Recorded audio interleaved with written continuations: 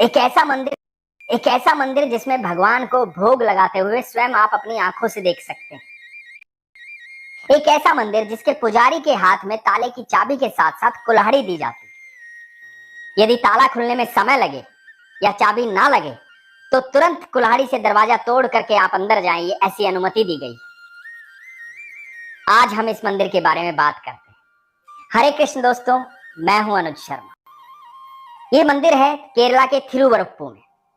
इस मंदिर की कथा मैं आपको सुनाता हूं। ये भगवान श्री कृष्ण का मंदिर है। इसके पीछे की कथा ये है कि जब पांडव वनवास कर रहे थे तो पांडवों के वनवास में वो भगवान श्री कृष्ण के एक विग्रह को लेकर के अपने साथ चलते थे, उनकी आराधना करते थे, उनकी पूजा करते थे। जब वनवास खत्म हुआ तो जहां वो वनवास का अंतिम दिन था, वहां के गांव के लोगों ने पांडवों से कहा कि आप ये विग्रह यहीं पर छोड़ दें, हम इनकी आराधना करेंगे। तो भगवान का वो विग्रह वहीं पर छोड़ दिया गया। उस गांव के लोग मछुआरे थे। भगवान को उन्होंने अपना ग्राम देवता मान लिया। भगवान के किस्से, भगवान की कहानियां सब पांडवों से उन्होंने सुनी थी। भगवान की पूजा होने लगी, श्री कृष्ण की पूजा होने लगी। वो लोग बड़े मन से पूजा करते, दिल से पूजा करते। तो हुआ यूं कि मछुआरों की जिंदगी में एक तूफान आया। उनका सब कुछ पलट गया, हालात खराब हो गए। तो एक ज्योतिषी आए और उन्होंने कहा कि शायद तुम ढंग से पूजा नहीं कर रहे, शायद तुम्हें इनकी आराधना करने का अधिकार नहीं है, तुम गलत पूजा कर रहे हो। तो मछुआरों ने भय के कारण उस विग्रह को समुद्र में विसर्जित कर दिया। विग्रह समुद्र में विसर्जित हो गया। उसके कई सालों बाद केरला के एक ऋषि विल्वमंगलम स्वामी यार, वो नाव से एक झील से आ रहे थे। झील जो समुद्र से पटी हुई थी। तो नाव से आ रहे थे और एक जगह नाव आकर के अटक गई। नाव अटक गई तो बहुत कोशिश की कि नाव आगे बढ़े, लेकिन नाव आगे नहीं बढ़ी। जब उनको लगा कि शायद कुछ नीचे आ गया है, कुछ अटक गया है, तो पानी में कूदे। और पानी में कूदने के बाद नाव के नीचे वो देखते हैं कि एक विग्रह जो है वो नाव के नीचे अटका हुआ है। उन्होंने उस विग्रह को निकाला। ये विग्रह था भगवान श्री कृष्ण का। ये वही विग्रह था जिसकी आराधना पांडव करते थे। विग्रह को लेकर ऋषि विल्वमंगलम नाव में बैठे, बाहर आ गए, थक गए थे, एक पेड़ के नीचे विश्राम करने के लिए बैठ गए, विग्रह को अपने साथ रखा। जब निंद्रा खुली तो विग्रह को उठाने लगे तो विग्रह हाथ से उठा नहीं। बहुत बल लगाया, बहुत कोशिश की, लेकिन विग्रह वहां से हिला भी नहीं। उन ऋषि को लगा कि शायद भगवान यहीं स्थापित होना चाहते हैं, भगवान यहीं रहना चाहते हैं। तो विग्रह की वहीं पे स्थापना की। वो जगह है थिरुवरुप्पुर, केरला में। वहां भगवान का मंदिर बना, भगवान की स्थापना हुई, लोग पूजा आराधना करने लगे। ठाकुर जी का ये मंदिर बड़ा अद्भुत मंदिर है। लोग जब भोग लगाने लगे तो लोगों ने देखा कि थाली में से भोग जो है वो कम हो जाता है, और यदि भोग समय पर ना लगे तो भगवान कमजोर हो जाते हैं। भगवान का विग्रह जो है वो सिकुड़ना शुरू हो जाता है। ये बड़ी अद्भुत बात थी। इस मंदिर में 10 बार भोग लगता है, लगातार भोग लगता है। और जब भोग नहीं लगता तो भगवान कमजोर दिखने शुरू हो जाते हैं, भगवान का विग्रह कमजोर हो जाता है। अब ये भगवान के कमजोर होने वाली बात आदि शंकराचार्य जी तक पहुंची। वो आए, उन्होंने देखा कि ये तो चमत्कार है। भगवान भोग लगाते हैं, थाली में से भोग कम होता है, और भोग नहीं लगता तो भगवान जो है वो कमजोर हो जाते हैं। ग्रहण पर आमतौर पर सारे हिंदुस्तान में या दुनिया में जहां भी मंदिर है वो मंदिर बंद होते हैं, चाहे सूर्य ग्रहण हो, चंद्र ग्रहण हो, मंदिर बंद होते हैं।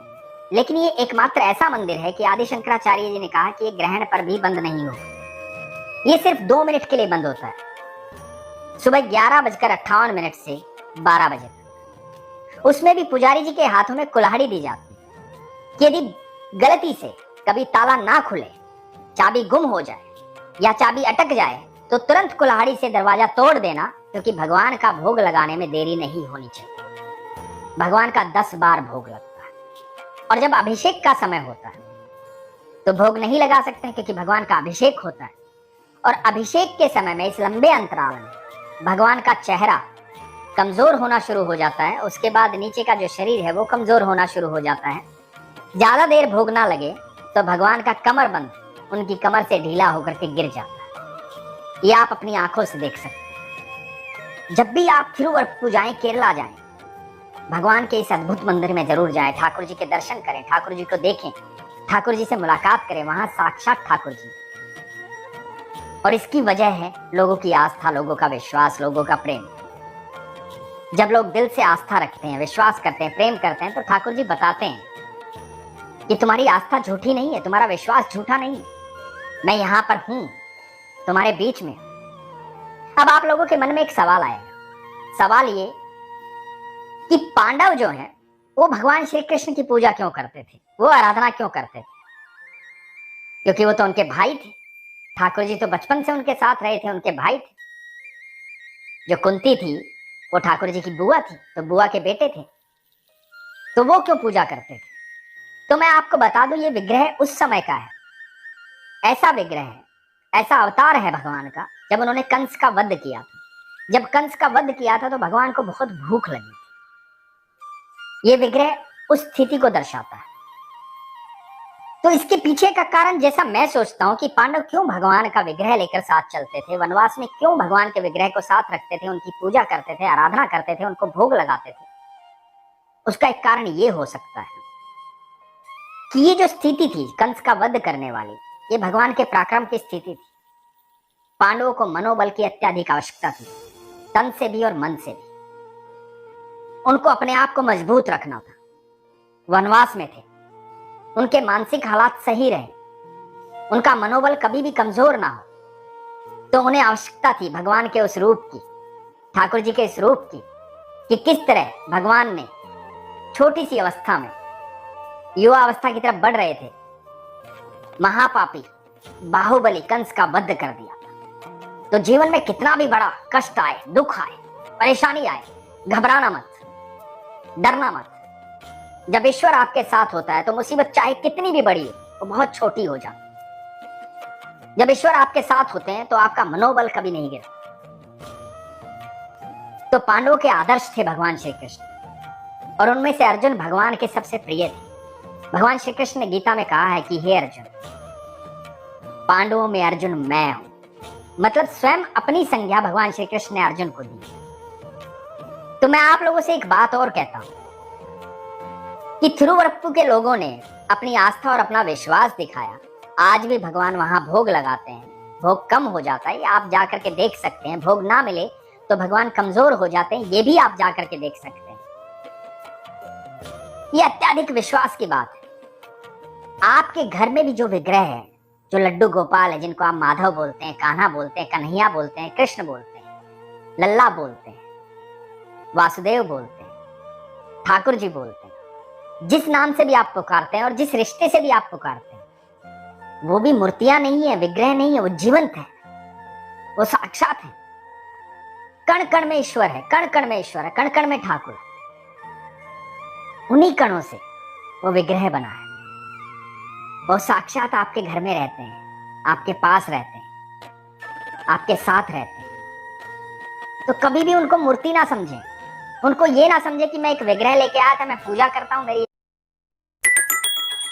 आस्था इतनी है कि मैं पूजा करता हूं, भगवान से बातें करता हूं, बस नहीं। वो जीवंत बैठे हुए हैं आपके साथ, साक्षात। तो अपने दिल की बातें अपने ठाकुर जी से कीजिए, अपने घर के मंदिर में।